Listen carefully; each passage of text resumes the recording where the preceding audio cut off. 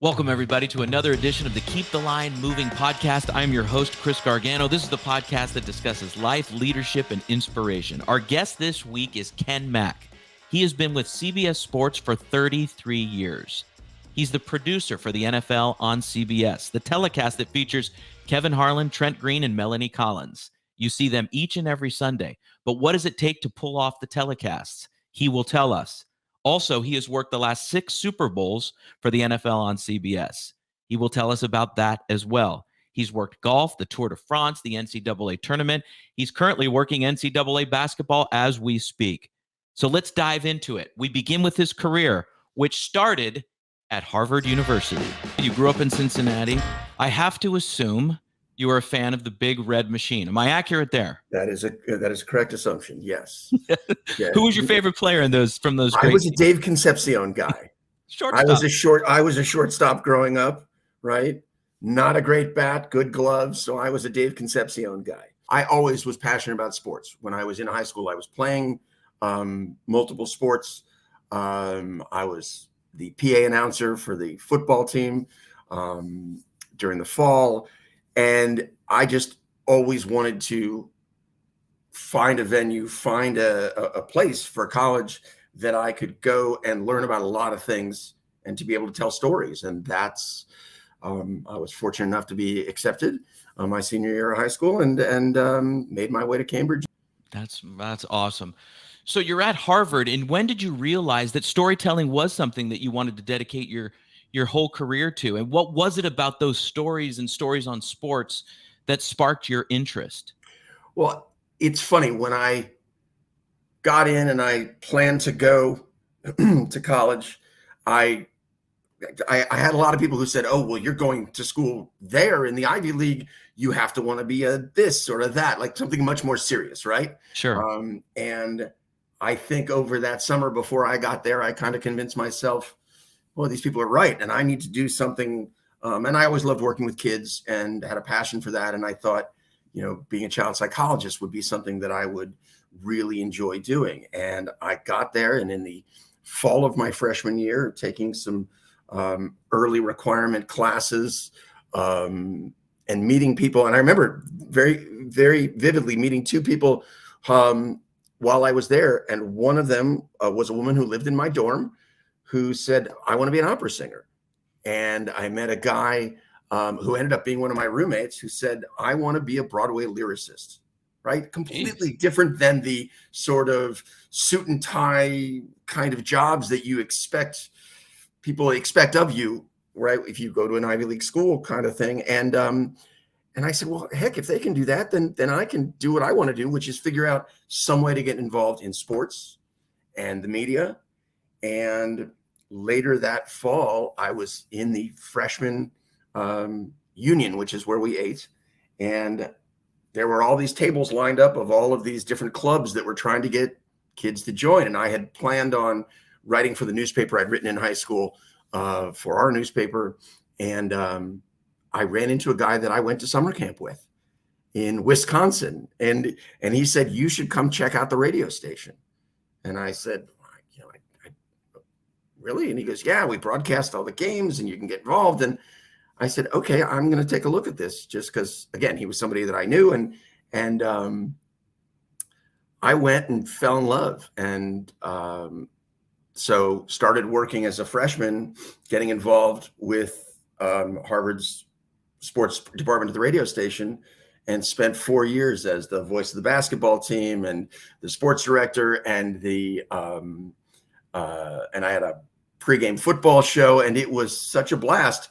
It wasn't just about the broadcasting, though. We were doing everything, right? So if I wanted to broadcast all, at the time, 26 regular season games, both home and road, I needed to figure out a way for us to pay for it.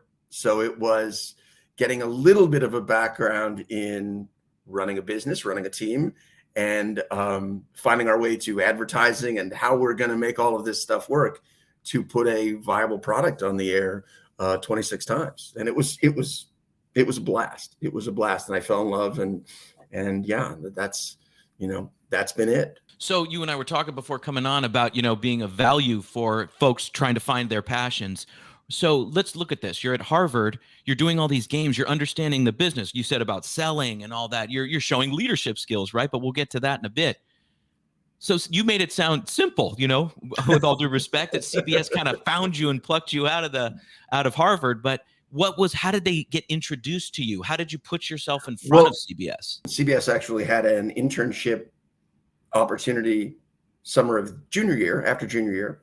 And I applied and got right to the finals and didn't get it. Ended up working for USA Network. They had a pretty big sports program, and spending the summer there. And I want to say February of my senior year, one of the people that I had interviewed with, she reached out and said, "We'd really love you to come take a look at this program that we've got, and would love for you to come to New York and interview." And that was how the process kind of began. And I went back and forth to New York, 4 or 5 times to meet with people and interview. And finally, in July of 1990, they said, "We'd love you to come work for us and be here in 2 weeks." And that's where we started. And so that was 33 years ago. So You've been at CBS for 33 years. What an accomplishment. Tell the audience all that you have covered, produced as part of those 33 years. Now, we're going to be here till next February if we list everything, but just the high level, because we're coming off a couple of days of the Super Bowl, right? And you and I are recording this on the weekend before the Super Bowl. However, tell everybody what you have done and what have been some of the highlights in those events that you have been part of. The highlights, I was able to work on 3 Olympics, which were amazing experiences. The Tour de France, which I was able to work on 3 years. Again, fascinating experience, very different. The U.S. Open, which I was involved with for a quarter of a century. But the 2 biggest things really have been the NFL, which I've worked on since day one. And that is one of my great passions and has been just a fascinating product to be involved with. And the NCAA basketball season, and then the NCAA tournament, which again, we're getting ready to do again. And I just can't wait. So it's just been an incredible number of different things, but different stories to tell and different people to work with, both in front of the camera and behind. And it's been just a remarkable group of people to work with and learn from in 3 decades. All right, Ken, you've worked the last 6 Super Bowls for CBS. Take us behind the scenes of what it takes to pull off a broadcast of this magnitude. Well, I think so much of it is fascinating. And then so much of it is simple at the end of it. I think what's so impressive is all of the stuff that happens before all of us who are the production people on the game even get to the game, right? The number of man and woman hours that go into preparing for a Super Bowl is staggering. I know we have next year's Super Bowl, CBS, which will be the first one in Las Vegas. And CBS has been working on our footprint in Vegas and all of the aspects that go into it for, I would guess, a year already, right? Maybe even since the last time we had the Super Bowl, which was just a couple of years ago, right? It's one of those things where the process is never ending. And I'm so unbelievably impressed by all the people at CBS, the operations people, the technical people, the management people who are laying all that groundwork so that when the game shows up, at that point, all of the complication of the previous 24 months becomes doing a football game, and certainly a much more complicated game and a 6-hour pregame show and all that goes into all of those aspects of it. But I'm just so impressed by how much work goes into making it so easy for all of us. Ken, let's break this down and analyze this as if it were a production meeting about yourself. Okay, so the NFL season, this past NFL season, you were working as the producer with director Jim Cornell, right? And then you have your broadcast team. You have those in the truck, and then you have your announcers, Kevin Harlan, Melanie Collins, and of course, Trent Green as the color analyst. So let's look at this. So you work with them. You're the producer of those telecasts. When you work the Super Bowl, you take on a different role. Exactly. How do you psychologically prepare for that? And you were alluding to that earlier, but that's a different role, right? You're part of a bigger broadcast per se. So tell us about that, please. Well, I think it kind of goes back to a life philosophy, which is, right, the best work is teamwork, right? I mean, if whether it's, our game with 12 or 13 cameras and that's going to 20% of the country or 30% of the country, or whether it's the Super Bowl with, 5 times the number of cameras and reach and all of that. I think it's figuring out what is my role today in terms of making the best telecast, telling the best stories. And for the Super Bowl, that role, as I mentioned, is replay producing for them. And that's what they need from me in that moment. And so that's, what I just try to do the best job I can, right? That's got my name on it, right? We always talk on our crew about, hey, it doesn't matter whether you're going to 2% of the country or 50% of the country or 100% of the country, it's still got your name on it, right? And that is the thing I think at the foundation of all of this is, what do you do when no one's looking, right? What do you do when the game's a blowout? What do you do when, right, you're not the biggest story in town that week? And hopefully you prepare the same way, you do the same work, you honor the commitment that you've made, and the hard work is the hard work. And that, I think, is sort of the key to all of this in whatever role you're placed in for any event. I love what you just said. What do you do when no one's looking? What a concept there. Let's uncover that. So your preparation. Mm-hmm. So everybody may think or assume that the game ends on Sunday and you go to the next city, let's say on Friday, but that's not it. There's meetings throughout the week. And you, as the producer, along with Jim Cornell, your director, mm-hmm. are setting the tone for how, you're communicating with the folks that do the graphics, the folks that are on the, the front bench, the back bench of the truck, the broadcasters. So how do you, as the producer, set the tone from a leadership standpoint of your crew, for your crew?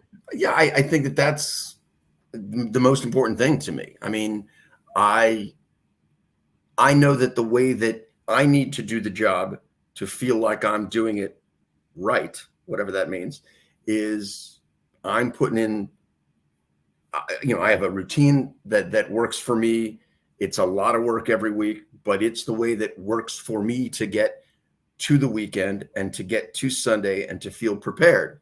And, I say that knowing that we go in with tons of ideas, tons of stories, tons of graphic elements, videotape elements, but we do a disservice, I think, if we are so wedded to those that we're going to tell that story regardless of what the story is on the field, right? Those need to be the supplement to the story that's evolving on the field, right? Whatever we're uncovering on the field, on the basketball court, that's the story we have to tell. And it's not sort of about us, it's about what we see and then helping to tell that story as best as possible. So preparation obviously is key. It's like with any industry, you go into your meeting, right? You go into a board meeting and you have tons of information and I want to hit on this, this, and this. Mm-hmm. But as the natural flow of conversation unfolds, you might only hit 10%, 15%. Yeah. It's the same thing for you and your crew, broadcasters and behind the scenes. I think that preparation evolves into trust, right? If I'm working with a group of people and they go, okay, this person's done his or her work all week, they know the storylines, they know what's going on. If they want to take me in another direction, there are lots of times with our announcers, those 2.5 minutes of commercial break, which are annoying to everyone at home and seem to take forever, I get it, are one of the most valuable times, because that's when we as production people sit and go, okay, what stories haven't we hit? What do we need to talk about here? What kind of things? And if you are a person, producer, director, associate director, broadcast associate, or announcer, right? If you've done the work and it's clear you've done the work and you say, hey, look, I think we should be telling this story, there's a trust that's built up there, right? That people go, okay, I know that Jim's going to lead me in the right direction here, or Ken's going to lead me in the right direction, or the announcer's doing the same thing. Kevin says, we really need to hit this. Great. Because I know that they've all done the work a lot of times, it's so things are going at such a quick pace. There are times between plays, Melanie will say, I can add on about Patrick Mahomes here. And I won't ask her, what are you going to talk about? What are you going to say? I just know that she's going to have something valuable to say. And Kevin, after this play, nothing happens. Let's get down to Melanie.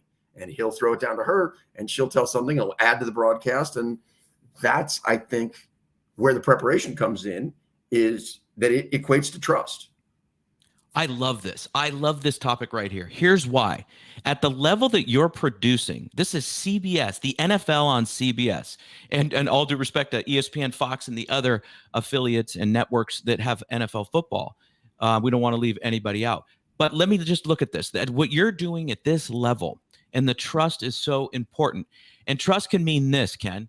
You know that Melanie is going to get it in that time, right? She's got 26 seconds. She will go 26 seconds, get back to the announcers in the booth. Kevin will throw to the promo. You'll know exactly the timing. That's the trust you're talking about. Yes. That the preparation for Melanie or Kevin or Trent could have taken 4 or 5 hours, but they know at any given time, they might have 16 seconds to get that story across. Yeah. That's what's fascinating that I love to bring forward, that you're cultivating a atmosphere of camaraderie and trust, which is fantastic. Yeah, I think I appreciate. Yeah, I think that's a very accurate way of playing. Camaraderie is a big. I mean, this group, and it's not just the production people. Many of the technical people on our crew,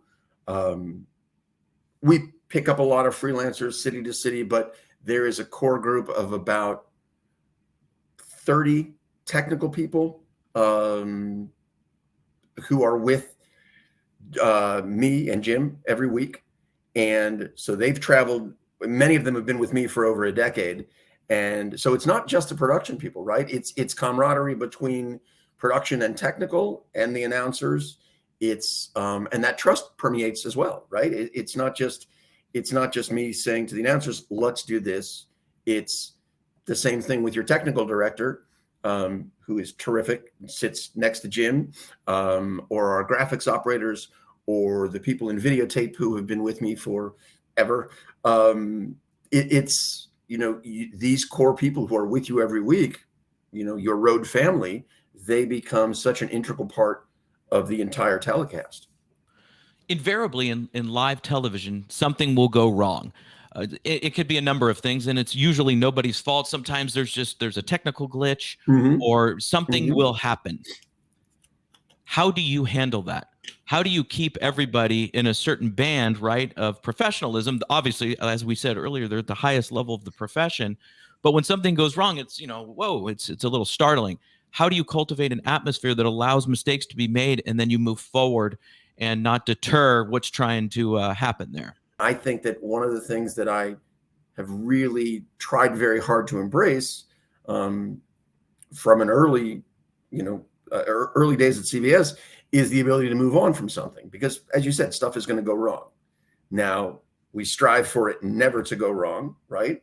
The technical stuff, it's a little bit easier because stuff breaks, right?